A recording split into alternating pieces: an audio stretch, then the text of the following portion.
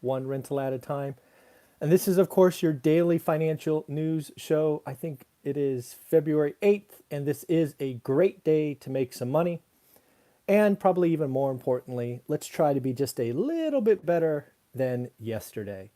As I look at the daily financial news, there's a couple of things I want to announce before we get started. For those watching for the first time, this is my boy Jimbo. He's my 15-and-a-half-year-old, almost 16-year-old Shih Tzu, and I need to keep him on my shoulder so that he can be quiet for this quick 15-minute discussion or so. For those of you watching for a long time, last night was a good night. I was actually able to sleep till 5:30 uninterrupted. I got to tell you, it's been months since that has happened. So nice job, buddy. Good job. All right, so as we get into it, I want to shout out to everybody watching from Canada. I've noticed a significant uptick in my Canadian viewership. Thank you, thank you, thank you.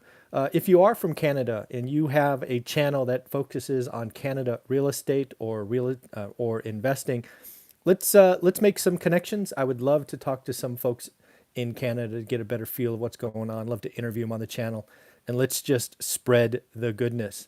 In addition to that, if you watched my goals summary on Sunday, which is something I do for you every week, let you know what's going on, you saw that last week was a pretty slow uptick on new students, both for my free $100 and $200 courses. But might as well report the good news today. Just in the last 24 hours, we've added 8 new students, many of those getting into the real estate course. So make sure if you're one of them, make sure to add yourself to the Facebook group, and I will approve you later in the day. Again, that how to get started one rental at a time is the best thing I've done. It pretty soon going to be the free Facebook group, but still that course is the best thing I've done. So I didn't know where to start today until I saw Bitcoin. I don't know if you've seen this. I've talked about it sparingly on this channel. I did let you know that I was moving 1% of my net worth to crypto, specifically Bitcoin, about, what do you think, 60 days ago or so. I'm well on my way to getting it, getting 1%. I'm almost there. That's where I'm going to stop. It is just an insurance policy for myself. But I don't know if you saw the news today, but Tesla and Elon Musk just moved $1.5 billion of Tesla's cash on their balance sheet to Bitcoin. You have heard me talk about Elon Musk over the last 2 or 3 weeks being the Pied Piper. Well, folks, this is going to get some play. And we are going to get some fear of missing out. We are going to get some new hands. But more importantly, I think Tesla changed the game for Bitcoin. I still can't wrap my head around it, but there are so many things on that announcement this morning that I think changes. Not only does Tesla take, what is it? They had 19 billion on their balance sheet as of Q4. So what is that? 15, maybe 18% is now in crypto. And oh, by the way, he moved 1.5 billion over it. The market cap jumped this morning 150 billion. So he's up 15% on that. What is that? $225 million. Looks like a good bet to me. He did it to diversify, maximize returns on cash, and to set up transactional purchases. You will soon be able to buy a Tesla vehicle with Bitcoin. Think about that. I think very soon we are going to see an index that says, hey, how many Bitcoins does it take to buy a Tesla Model S or whatever it is? We already have it for dollars in euros and yen and all that stuff, but now we're going to be tracking it in Bitcoin. I suspect when we look back, Tesla in dollars goes up, right? Because we are crushing the dollar, it's depreciating. And then Bitcoin does the reverse. So today it takes 2 Bitcoin to buy a Tesla.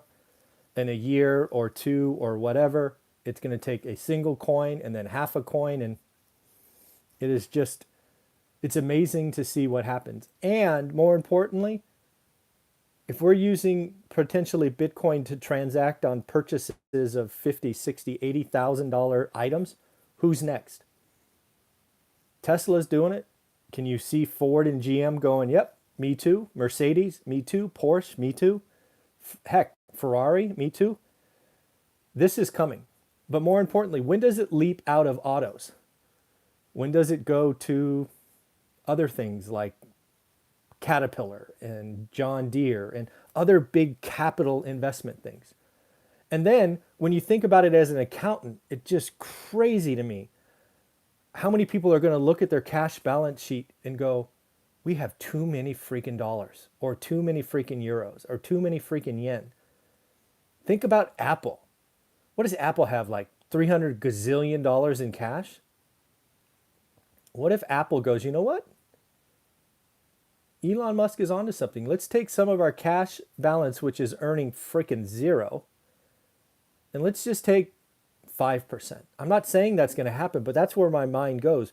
Where are the cash heavy balance sheets going to go? Are they going to move some? And this is going to be interesting to watch over the next 30 days. We're going to get the retail investors going, hey, Elon Musk is the Pied Piper, let's go. But more importantly, crypto and Bitcoin specifically, right? The gold standard of crypto is going to be talked about in boardrooms. Fortune 500 companies, S&P 500, Dow Industrial are going to talk about Bitcoin in the boardroom. It's mind-boggling to think about where this might go. So strap up your chin straps. This is about to get very, very interesting. And oh, by the way, Bitcoin's up 15% this morning as of this recording. Pretty crazy. Next up, I want to talk about this notion of diamond hands. It has taken over Reddit. I've actually seen it on some of my posts, which I've deleted, all these kind of spam. And I don't know how all these things happen. I delete them as soon as I see them. But a lot of these folks, these retail investors that are holding on tight in AMC and GameStop and silver and all these other things that we're truly gambling, not making an investment thesis, you are being suckered. And again, I say this is someone who rode the wave last time and suffered the consequences. You have Wall Street just picking at your flesh, right? They're going to run it up, they're going to take it down. They're going to run it up and take it down. And you're sitting there with dead money. You don't have diamond hands because you're going to hold. You have dead money. Diamond hands needs to be translated to dead money. Yes, you don't suffer a loss until you sell. But in reality, you have a huge opportunity cost. Right? I could have held these .com stocks long ago and just not done anything. Instead, I went from 7 to 197 back to 40. I could have sat on that. No, I cashed in, I learned my lessons, I stopped gambling, and I bought real estate. That 40 grand turned into 3 houses, which over time turned into 50 units, which over time turned into a hell of a lot. Diamond hands equal dead money. You're not being a hero. You're being a sucker, my opinion. Next up, you have Hyundai and Kia saying they're not in talks with Apple for a new car. I have actually sold significant dollars and software to Apple over the years, and all I can tell you is don't believe the headline. Apple is super secretive. They make the CIA look like loose lips. Apple is super secretive. And when I see talks like this, actual company press releases, I actually think, you know what? They are in talks. Maybe they're not in talks about a car, so they're legally, they cover their butt, but maybe they're talking about the interface or some other, splitting hairs silliness. So I don't trust any of that. I believe Apple is in talk with lots of companies around building that car and really taking on Tesla into the future. Yellen, Janet Yellen, dude, I keep telling you, she likes to spend money. Freaking A. It is about to get bad. And back to Elon Musk and getting out of the dollar. Fuck, these guys are going to just crush the dollar. So what do we got going on here? She's talking about the 1.9 trillion being the key thing to getting us back to full employment next year. That's just, I first off support it. I want it to be focused. I want it to be on the folks that need it, all of that stuff. But come on, Janet, you know better than that. That's a hell of a leap to make. But you were just trying to market. You were trying to get people to say, come here, come there. The other thing to talk about, Now they want to give more money away. Did you see this? They're talking about $3,000 per kid, right? It'll be doled out monthly, I think. Yeah, $300 a month starting in July for a year. Come on. First off, anybody believe it'll just be a year? This is nuts. Stop giving away free money. Stop it. We need financial education. We need giving a drug addict more drugs. That doesn't help them. Talking about raising millions of people out of poverty is awesome. That is a great goal. But you don't do that by putting $100 bills in an envelope and say, here you go. They don't have the education. What do you think they're going to do with it? They're going to buy stuff and they're going to spend it quick. This is just the dumb, just stupid. You want to talk about making the rich richer? Give the people at the bottom free cash so they can do what they want with it. They'll have money for a minute and then it'll be gone. And then what are you going to do?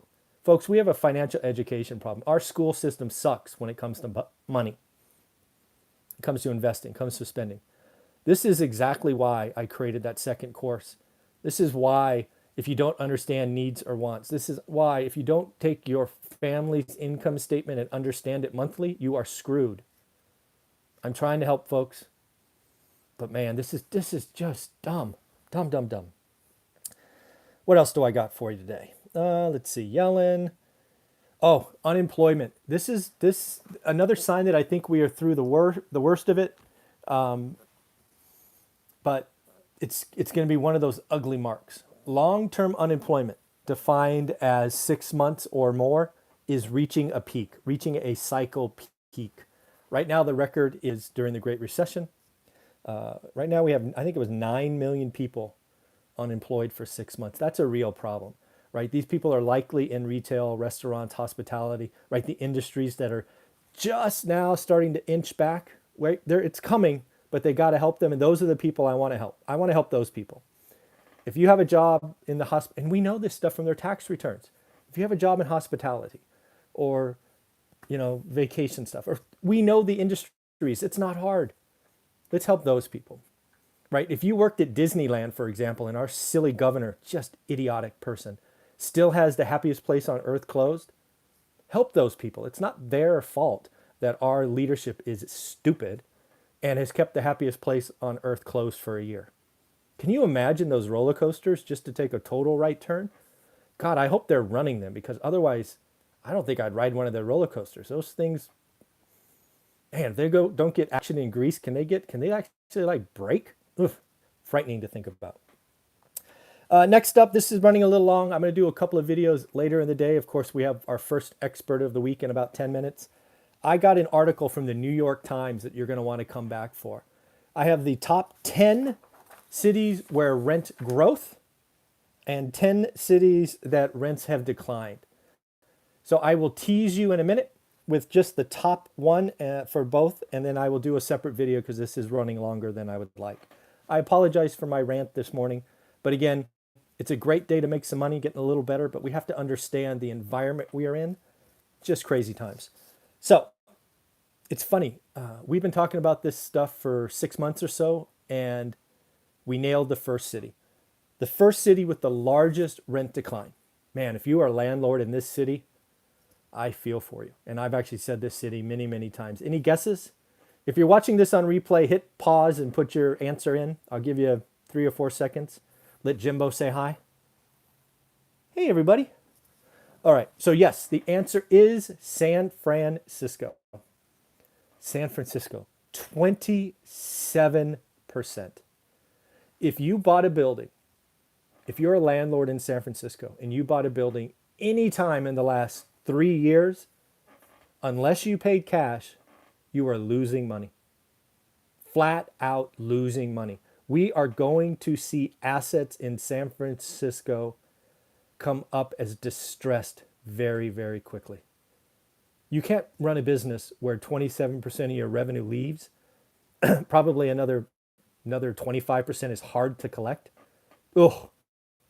San Francisco landlords, I'm sorry, it sucks. How about the city with the highest rent growth? A lot of you guessed San Francisco. Congratulations, congratulations, congratulations. Now you get to impress me. What major city has had the largest rent growth? And again, I'll pause for a couple of seconds, let Jimbo say hi. Hey everybody, how you guys doing today? You having fun? That was Jimbo's voice, by the way. All right, we got lots of guests for Austin popping up, but nope, you guys didn't get this one. It is actually Boise, Idaho. Boise, Idaho. Yeah, remember yesterday or the day before I talked about the city with the that was most overvalued? Remember? It was Boise. Boise's had 12% rent growth in a year. And just to tease you with what's coming, city number 2 on rent growth is a city that I am so happy to be in. I'll tease you with that one. Most of you, if you know my channel, you know exactly what city it is. If you haven't been watching, you need to read my book. The city at number 2 is up, where is it? Where is it? 11%. 11%. I'm a happy landlord. Yeah. So I'll leave it there. We'll talk to Greg Dickerson momentarily. I will do the top 10 increases and decreases later as a live session. I want you to have a great day. It is February 8th. It's a great day to make some money and be just a little bit better than yesterday. Take care. Bye.